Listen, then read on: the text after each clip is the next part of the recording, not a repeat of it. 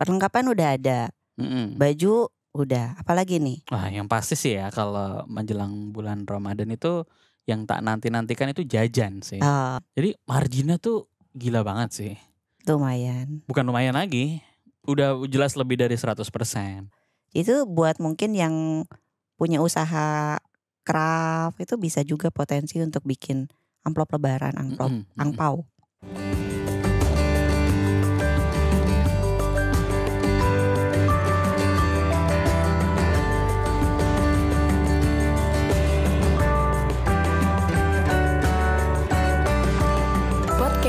Podcast Naik Kelas. Halo, assalamualaikum warahmatullahi wabarakatuh. Kembali di podcast Naik Kelas bersama saya Mr. Popo dan Bersama saya Mak Upit. kali ini kita akan menjelang tuh gimana? Kita mendekati bulan Ramadan. Tentu saja ini udah persiapan ya buat teman-teman yang mungkin udah pernah mengalami bisnis-bisnis di Ramadan, ataupun wah kali ini nih kesempatan saya untuk masuk meramaikan jual beli di Ramadan. Inilah saatnya kita buat siap-siap.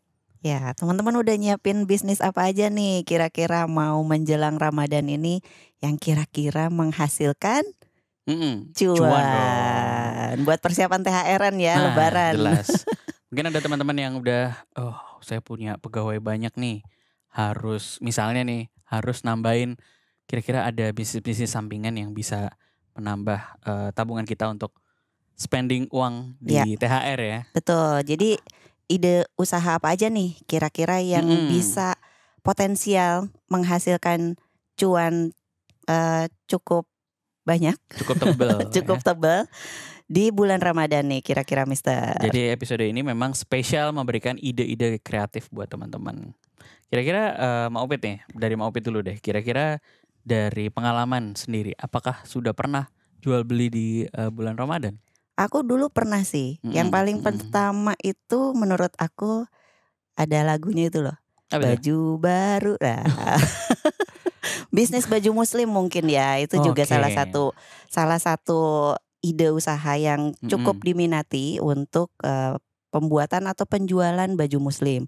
Baik buat bapak-bapak, ibu-ibu, anak-anak. Karena di Lebaran mungkin ya pengennya kan pakai baju baru, mungkinnya pakai model yang tren-tren sekarang. Oke. Jadi baju baru nih kalau aku lihat ada banyak macamnya ya. Iya. Kalau dari tren keluargaku misalnya ada baju couple. Oh iya. Baju sama, maksudnya suami istri anak. Iya betul, yang jadi satu set satu kan, warna ya, satu set. Atau misalnya itu kan udah menjelang Lebaran misalnya. Nah ini sebelum puasa kan biasanya butuh baju gamis. Iya betul, untuk selama bulan Ramadan ya, selama teman-teman mungkin sholat tarawih gitu kan. Jadi mungkin yang dulu pakai stok yang lama, udah nggak muat nih. Jadi mungkin butuh cari yang baru. Nah itu juga bisa. Kalau baju kokoku sih mungkin kena saus. Biasa buat makan mie ayam. Oh berarti perlengkapan untuk sholat, perlengkapan ibadah juga bisa ya. Iya, jadi kalau laki-laki ya biasa yang dibutuhkan entah itu gamis ya. Iya. Kemudian baju koko kalau misalnya pengen simple aja, pakai bisa dipakai. Pakai ini enggak sih? Peci atau kopiah. Ya, sama ini kalau mungkin di masjidnya kadang-kadang hari pertama tuh penuh tuh bawa sejadah. Oke, sejadah juga. Nyarinya yang sekarang kan modelnya beda-beda nih. Sekarang yang simple-simple itu juga sebagai potensi juga tuh lumayan. Jadi perlengkapan semua dari atas sampai bawah. Iya. Termasuk siap sendal. Oh iya. Stok sendal nggak? Biasanya kan kalau laki-laki yang ke masjid kan ya, ke masjid bawa sendal yang jelek mau upgrade di masjid. Nggak boleh itu. Ya, tapi stok sendal jepit wajib sih. Stok sendal jepit itu. Makanya itu salah satu juga. Kulakannya biasanya gimana sih Mak Upit, tahu nggak?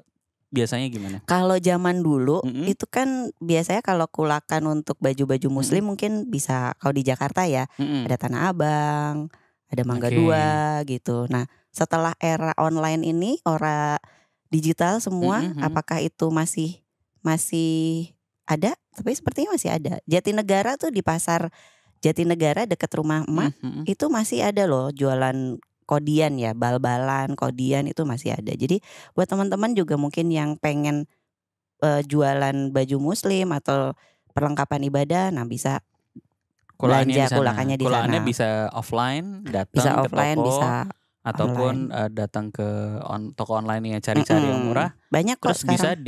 katakanlah bisa diminta harga spesial gitu ya. Iya. Minta harga distributor atau reseller, atau beli dalam jumlah yang cukup banyak. Iya. Dan bisa kita jual online juga kan. Betul. Perlengkapan udah ada. Baju udah. Apalagi nih? Wah, yang pasti sih ya kalau menjelang bulan Ramadan itu yang tak nanti-nantikan itu jajan sih. Berarti makanan, snack-snack buat bukaan mungkin ya? Yes, terutama gorengan. Gorengan. Itu kalau di komplek tuh ada wajib gorengan. Ya? Pertama sih lontong. Ya, lontong, gorengan. Bakwan ya, bakwan tempe itu wajib. Dan betul. Itu kalau dulu zaman aku kuliah. Teh manis juga gak sih? Oh iya, sekarang kan juga udah merebak ya. Iya. Kayak es teh Solo. Iya betul. Es-tehan yang dari teh poci, teh macam-macam lah ya, itu banyak es tuh. Es buah tuh. Es buah. Es teler. Es teler. Kok udah... Kolak masih musim? Ada konsumsi gak sih di sini? Nggak ada ya? Udah kebayang-bayang gitu. Kolak juga. Terus buat yang mungkin nggak kayak kita kalau nyari gorengan, buah kurma juga bisa loh. Oke. Buah kurma itu biasanya beberapa orang yang memang suka bukanya yang manis, dia cukup buka puasa dengan kurma 1 atau 3 biji ya. Iya. Itu bisa. Dan itu katanya sunnah Nabi gitu kan. Betul. Tapi kalau kita lihat ya, misalnya hampir semua penjajah makanan, baik itu yang kecil-kecil, mau yang berat, mau yang seger-seger, kayaknya mereka kebagian rezeki deh. Iya betul. Soalnya di komplekku misalnya, dan itu kesana sedikit tuh ada pasar. Dulu setiap kali ya ba'da asar gitu, wah udah langsung penuh kan, diserbu kan. Udah diserbu dan ketika azan maghrib tuh udah habis. Pokoknya harus persiapan aja. Kadang-kadang harus booking dulu. Mereka bisa tuh jadi pesan dulu. Kalau aku sih biasanya pesan dulu. Males soalnya kalau udah kayak gorengan tuh yang agak advance tuh kayak risol yang macem-macem. Iya betul. Terus sekarang bisa juga frozen food ya. Frozen food. Ya itu buat kalau sahur sih. Kalau sahur kan ngantuk, capek, males bangun, mau cari yang instan. Sekarang bisa. Mungkin kemasan yang frozen ya. Tinggal goreng, tinggal kukus, tinggal gitu. Rebus gitu kan, itu lebih simpel. Dan frozen food juga udah banyak banget macamnya ya. Sekarang gak cuman, kalau dulu kan taunya frozen food nugget, sosis. Sekarang tuh udah macam-macam, pangsit. Gitu ya, sama aja itu sih. Ini apa, ayam ungkep udah ada. Betul, sekarang tahu, bakso, apa aja, sampai gudeg aja dikalengin kan ada. Bakso sekarang. aci aja udah tinggal sobek tuh, bakso aci loh padahal. Jadi udah yang instan itu nggak hanya mie instan sekarang. Itu bisa buat persiapan buka puasa ataupun sahur. Tapi kalau dilihat misalnya ya, bisnis makanan itu, aku juga bisnis makanan kan, Opit juga bisnis makanan. Nanti aku bahas yang setelah ini nih. Jadi marginnya tuh gila banget sih. Lumayan. Bukan lumayan lagi, udah jelas lebih dari 100%. Iya. Kebanyakan ya. Misalnya bikin gorengan tadi berapa sih modalnya? Terus bayangin aja sehari jualan cuman, itu kan short ya, waktunya tuh singkat banget. Ya nyiapin juga nggak sampai. Kayak boleh juga tuh gua. Mau goreng di depan rumah, taruh meja, taruh kompor, goreng wajan. Saham. Oh bukan. Gorengnya di depan ya langsungnya.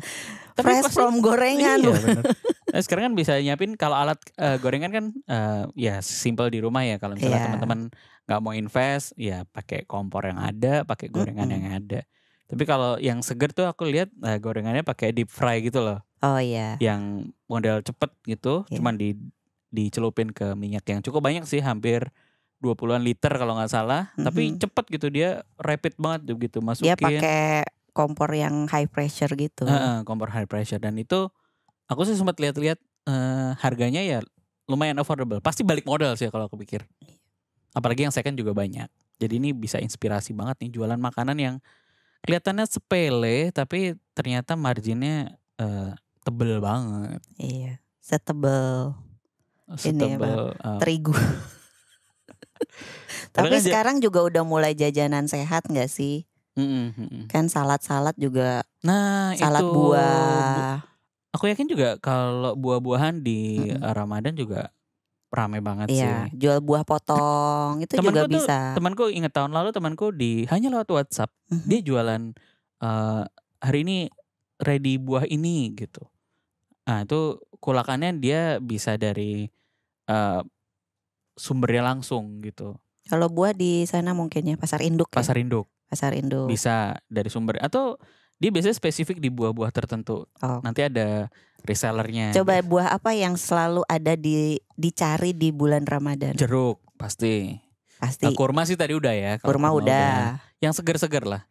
Itu timun suri. Nah itu juga di hari-hari biasa ketemunya di es campur. Belewa nanti campur. Ya siap-siap. Kolang-kaling. Yang kayak gitu-gitu kan yang segar-segar itu juga aku rasa marginnya sangat luar biasa sekali. Cincau. Yeah. Apalagi degan. Kelapa muda.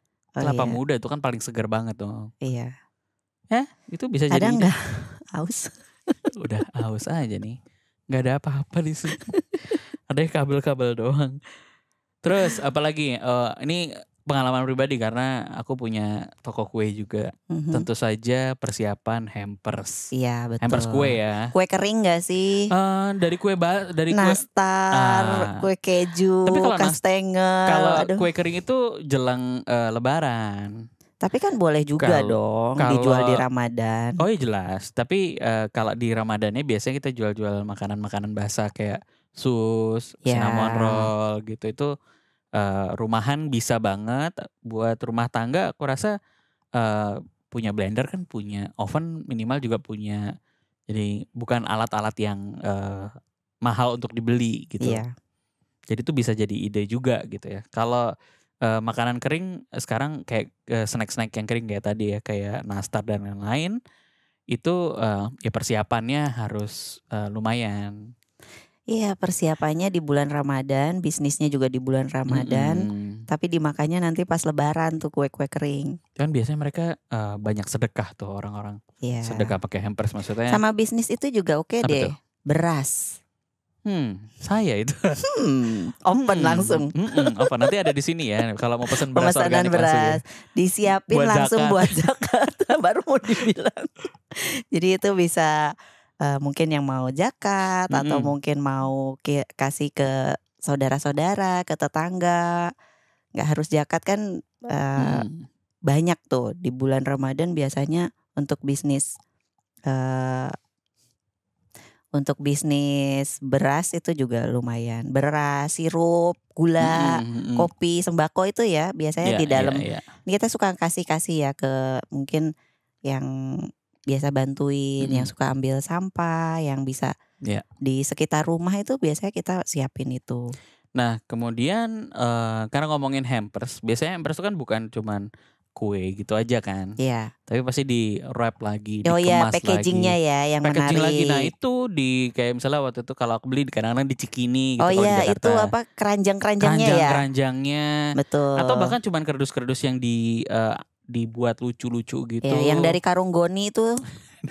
Emang gitu? Iya, yang tas-tas itu loh. Jadi kan simpel, tinggal dikasih pita. Nah ada tuh temen yang usahanya sebenarnya dia misalnya gini, dia belanja di hari-hari kan banyak promonya tuh. Dia udah tahu nih, misalnya butuh budget berapa sih hampers? Misalnya 50.000, ada yang 100.000, ada yang 200.000. Nah dia tuh pintar banget tuh milihin makanannya. Biar ngepas ya. Biar ngepas, terus dia udah langsung di wrap sama dia, di wrap bagus. Jadi orang kan kadang-kadang gitu ya, misalnya wah saya mau ngasih keluarga saya atau teman-teman saya atau pegawai saya atau ya kolega gitu kan. Bingung daripada dia mikir mau beli apa, udah langsung. Ternyata ada layanan hampers tuh juga ada. Iya, dan itu biasanya Lebaran itu naik.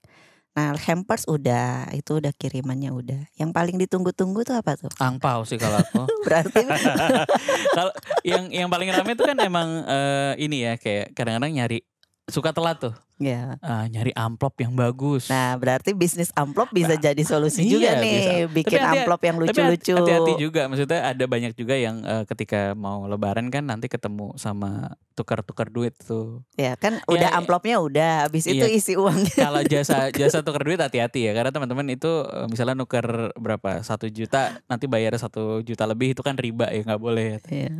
Hitungannya uang sama uang nggak boleh selisih gitu. Tapi mainan di amplopnya itu, amplopnya aja sekarang macem-macem. Iya, lucu-lucu kan amplopnya. Lihat di Tokopedia ada print-printan kayak gimana. Ya, itu juga bisa dikreasiin dari harga yang cuman 500 perak tuh amplop, sampai yang lumayan harganya, ada yang sampai dilukis loh. Apa tuh? Amplopnya. Jadi jualan kayak dilukis. Jadi lukisan itu bisa dijadiin kayak amplop gitu. Di depannya ada lukisannya, ada ucapannya gitu. Itu buat mungkin yang punya usaha craft itu bisa juga potensi untuk bikin amplop lebaran, amplop angpau. Nah, ya. Jadi tadi ada banyak ya. Tadi ada beberapa dan mana kayaknya ya? hampir semua yang kita sebutin tadi gampang buat dilakuin sama teman-teman gitu. Nggak perlu punya skill dan alat yang luar biasa. Bahkan pakai alat yang ada di rumah, rasanya sangat mudah sekali buat teman-teman aplikasikan di rumah. Dan coba dulu, mumpung sekarang baru mendekati Ramadan gitu ya, masih ada beberapa waktu lagi untuk riset. Iya. Coba-coba sebentar, dan resep itu ya, saya bilang resep itu bertebaran di mana-mana. Mau nonton Reels, mau nonton TikTok, mau nonton YouTube. Iya, mau betul. Buka resep di bukunya Mbah gitu, di bukunya Mbah. Masih banyak. Betul. Yang pasti ngobrol dulu sama orang rumah. Biar bisa bantuin. Nah, tahu begitu ada bikin usaha, bikin dadakan, sendirian kerepotan pas lagi rame antrian. Karena pas jualannya itu apalagi yang tadi gorengan itu biasanya grebekan kan. Buka dari jam 3, jam 6 tuh udah selesai kan. Pas bukaan tuh udah selesai. Jadi pasti butuh banyak asisten lah. Kalau sendirian kerepotan. Jadi bisa ngobrol suruh sama aja orang-orang rumah suruh siap-siap ya. Bantuin saya. Bantuin gitu. Tapi duitnya jangan buat sendiri kalau gitu. Iya, dibagi-bagi, dihitung dong. Cuan sendirian, kerja bareng. Iya, emang gitu prinsipnya kan gitu ya. Cuan sendirian, kerja yang ngerjain orang lain gitu. Gak boleh. Gak boleh. Oke teman-teman, itu tadi ide-ide yang bisa kami sampaikan. Nanti kalau ada ide-ide yang lain dari teman-teman semua, barangkali bisa ikutan share di kolom komentar atau di Instagram kita naikkelas.id, atau kalau misalnya teman-teman menyaksikan ini di YouTube kita ataupun di Spotify, boleh klik di komen kira-kira ide bisnis apa yang bisa kita share buat teman-teman juga, teman-teman UMKM atau baru mau coba-coba jualan. Barangkali ini bisa jadi feeling jualannya timbul, mengasah gitu. Karena ingat, bulan Ramadan itu orang bagi-bagi duit gitu kan. Pengen jajannya besar, cuman karena kasihan nih gak laku-laku nih dagangan Opit, saya beli semuanya. Kan sodakoh ya, amal ya, bikin seneng ya. Seneng. Jadi manfaatkanlah bulan Ramadan untuk hal-hal yang positif. Buat yang tebel,